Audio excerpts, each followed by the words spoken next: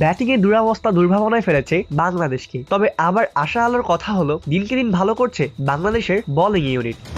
আফগানিস্তানের কাছে সিরিজ হারের পরেও পিন কোচ মোস্তাক আহমেদ অনেক খুশি। ব্যাটিং এ ঘুরে দাঁড়ালে বাংলাদেশ ভালো দল হয়ে উঠবে বলেও তার বিশ্বাস। বিশ্ব ক্রিকেটে রিশাদ হোসেনের উত্থান ঘটেছিল এই মোস্তাক আহমেদের হাত ধরেই। মূলত রিশাদ হোসেনের অভাবনীয় উন্নতির কারণে বাংলাদেশ দলের কোচিং প্যানেলে অবস্থান দৃঢ় হয়েছে মোস্তাকেরও। সেই রিশাদে মুগ্ধতা ছড়িয়েছে মোস্তাকের কণ্ঠে সিরিজ হারের পরেও।